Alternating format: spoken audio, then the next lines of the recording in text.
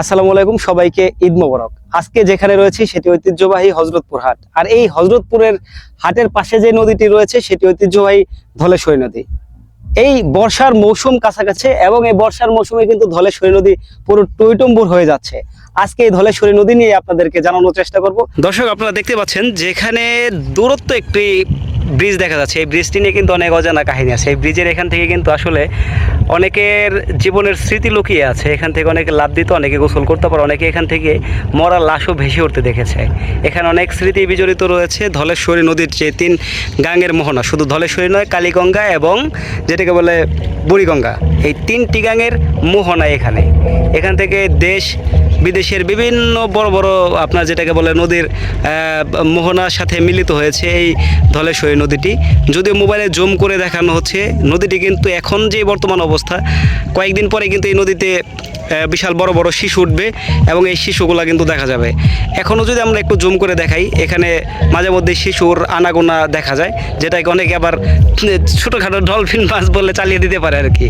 তো এখান থেকে আমরা যদি একটু সামনের দিকে যাই, দেখা যাবে পাড়াগ্রামের ব্রিজ অনেক দূরত্বে রয়েছে। এখান থেকে বেশিক্ষণ লাগবে না, আপনার যদি পায়ে হেঁটে যায় তাহলে 15 মিনিটের রাস্তা ধরে। জুম করার কারণে হয়তো বা একটু ছোটো ছোটো আকারে দেখা যাচ্ছে। আর এখানেই কিন্তু আসলে আপনার পাড়াগ্রাম হাট।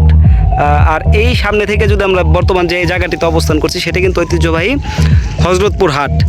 আর আমি আতিকুজ্জামান পিন্টু ভাইয়ের কাছ থেকে জানবো, পিন্টু ভাই, আপনার এই ধলেশ্বরী নদী নিয়ে আপনার যদি কোনো কাহিনী জানা থাকে আর কি।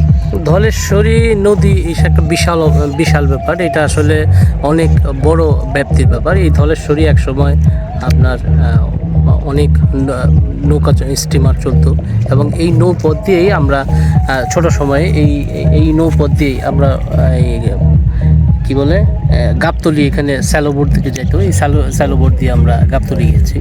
এদিক দিয়ে আসলে অনেক এইটা নৌপথ, যেহেতু আপনার রাস্তাঘাটের উন্নয়নটা প্রচুর হয়েছে, যার জন্য আমরা নৌপথের জায়গাটা একটু আমরা খুব রূঢ়ভাবেই দেখি। কারণ নৌপথের জায়গাটা কিন্তু এক সময় আপনার যত বড় বড় হাট, আমরা যদি পাশে হযরতপুর হাটের কথা বলি, পাড়াগ্রামের হাটের কথা বলি, এটা কিন্তু আপনার এই নদীকে কেন্দ্র করে এই হাটগুলো আপনার হয়েছে। এই নদীর ব্যবহারটা আসলে অনস্বীকার্য। এই নদীর ব্যবহারটা এই যে কালে কালে যে দখল হয়ে যাচ্ছে, এই জায়গাটা যদি আমরা রক্ষা করতে পারি, তাহলে এই ধলেশ্বরী যে জায়গাটা, ধলেশ্বরী বুড়িগঙ্গা যেভাবে দখল হয়ে যাচ্ছে, এই দখলদারি থেকে যে রক্ষা যদি এইটা চেষ্টা নেওয়া হয়, তাহলে আপনার অদূর ভবিষ্যতে আমরা নদী পথ দিয়ে একটা ভালো যাতায়াতের ব্যবস্থা তৈরি করতে পারবো বলে আমার আশা। ধন্যবাদ পিন্টু ভাই, আজকে এ পর্যন্তই। আবার নতুন কোনো ভিডিওতে অবশ্যই আপনাদের মাঝে হাজির হওয়ার চেষ্টা করব। সে পর্যন্ত সকলের সুস্বাস্থ্য কামনায় সবাইকে ঈদ মোবারক জানিয়ে বিদায় নিচ্ছি। আল্লাহ হাফেজ।